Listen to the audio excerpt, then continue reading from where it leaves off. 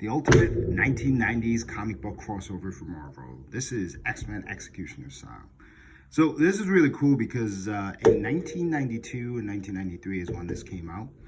And this has one of the greatest villains, one of the best bad guys I've ever seen. And this guy right here named Strife.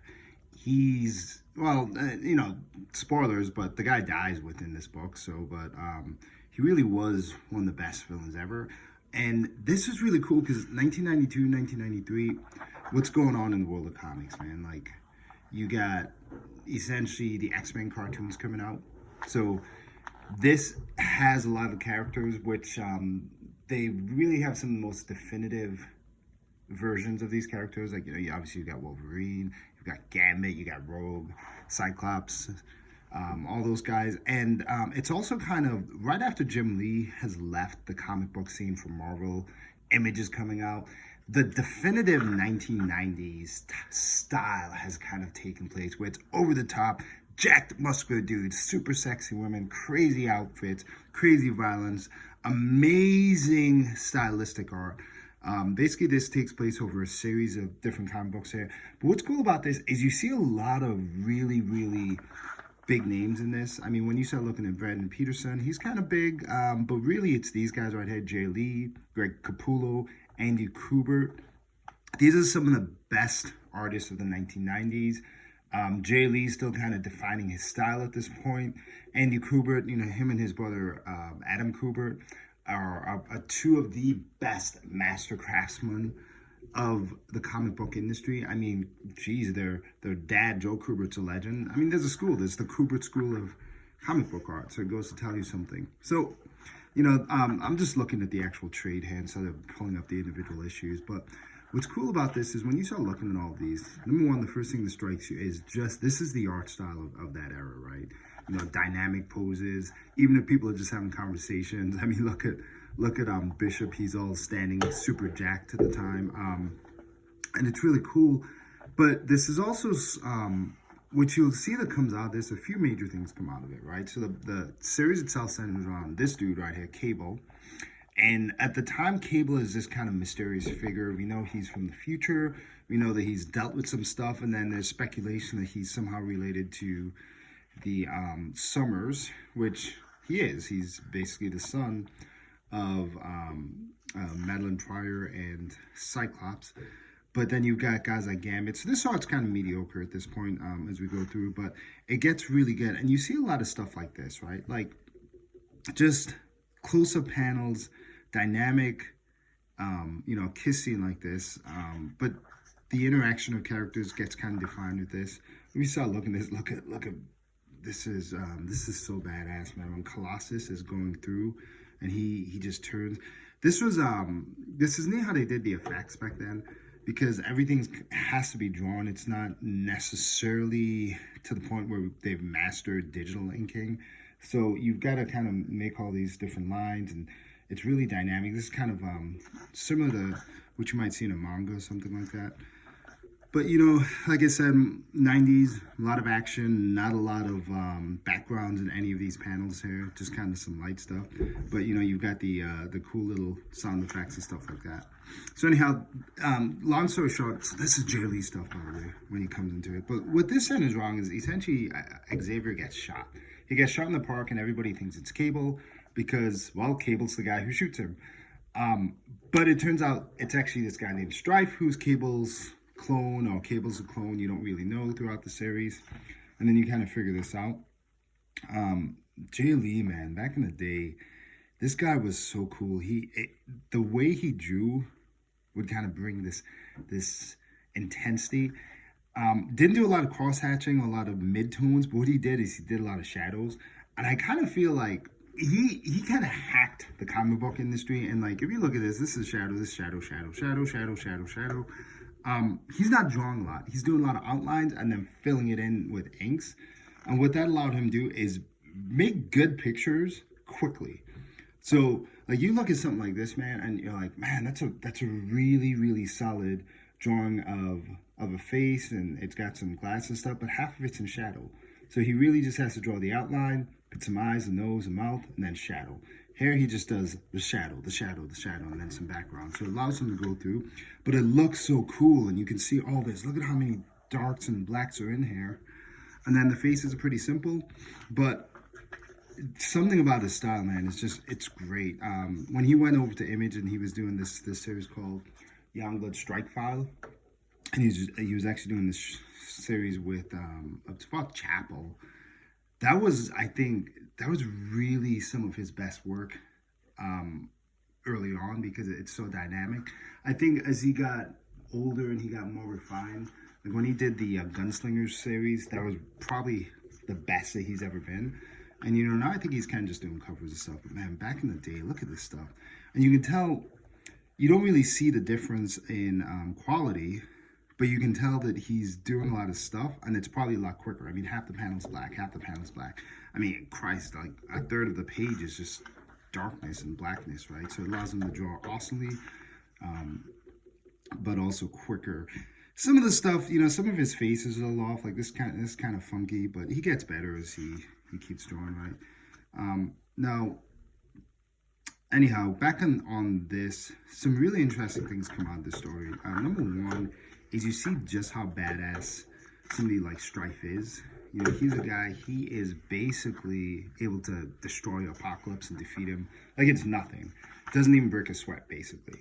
You also kind of see this cool dynamic between the X-Men and Cable, because he's a bad guy in this book. At least he's perceived so as by the X-Men. You know, at one point Wolverine and Bishop are hunting him down, and you kind of see how badass Cable is. He kind of defeats him without even trying that much too, which, you know, like I said, if Strike's able to defeat Apocalypse and he's a clone of Cable, obviously Cable's got a lot of power as well. You see the classic, you know, angry Wolverine trying to do his own thing. You know, he's popping his claws, doing what he's got to do. Pietro, Quicksilver. Quicksilver's kind of an underutilized character throughout the X-Men, but he was really cool. But this is really the story of Jean Grey and Scott Summers and Cable. So at one point what happens is Strife captures Jean Grey and Scott Summers, and he's basically torturing them. You know, and he's got his own reasons for doing that, but kind of like he's talking about like, oh, you left me to suffer in the future and that kind of stuff, because, you know, at the time he was thinking he was their son. Man, look at this stuff. This is so cool. And again, it's all blacks, but there's just like some spots that really make stuff stand out.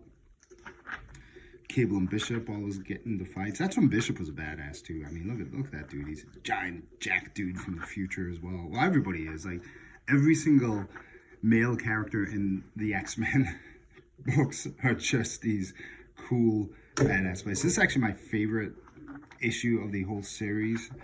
The way this is drawn is just fantastic. Look at that pose. That's like the most classic Psylocke pose ever.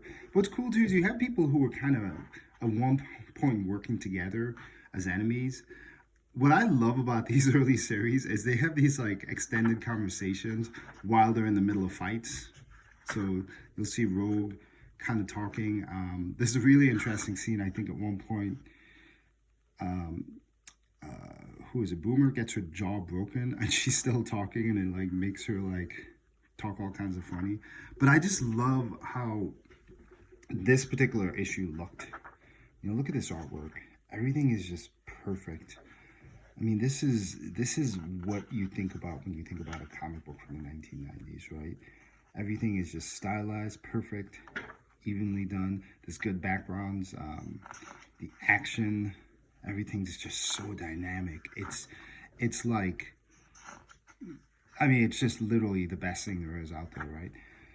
And so this is where you can kind of see where Strife easily defeats Apocalypse. So kind of the big secret that comes out of this is, at the end of the day, Apocalypse actually ends up helping Professor Xavier because he essentially gets his ass kicked by Strife. Xavier has been shot and is got kind of some sort of weird virus inside of him. Apocalypse is the guy, he actually helps cure him. But at the end, what you find is this is actually, and you don't find this out until later after the series is done, is this is the beginning of the legacy virus. So the kind of the virus that hurt everybody all the mutants and killed the Colossus's sister. That all comes from Strife. He brings it from the future. He infects the world essentially with this. And there's also a really interesting part of this too. In Mr. Sinister plays, kind of a bit role in this. So what you've got is similar to like back if you remember like the Age of Apocalypse, where it's Apocalypse and he also has Mr. Sinister in there, kind of ruling one section of the U.S.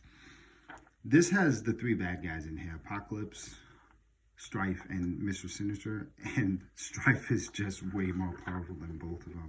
He's just able to dismiss them like they're nothing. But anyhow, so the whole point of this is, this was a pretty big event. In fact, I think the X-Men, the books, all the titles, actually got a pretty big boost from that.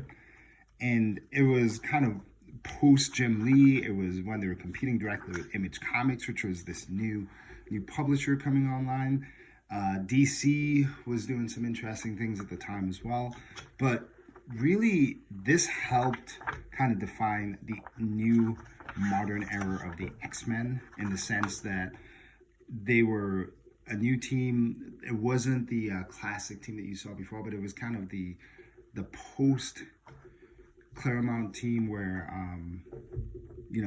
they were trying to come up with different storylines and define these characters in a better way. But it's really what I consider kind of like the ultimate X-Men. This is what I think about when I think about the X-Men, as far as the lineup that's in there, the way the characters act, the pure action. I mean, one of the things that you see is, you can flip to any random scene and there's just action in every single, as I do this, anytime I flip, there's never not any sort of high intensity action going on, right? Even if there is just people standing around, they're posed dynamically. This is what a comic book is. This is what it should be. It shouldn't just be, people milling around or talking. This is, every single panel is just this dynamic. I mean, look at this. This guy's standing, but the shadows come in and it looks like something out of, the future or something. It's so awesome.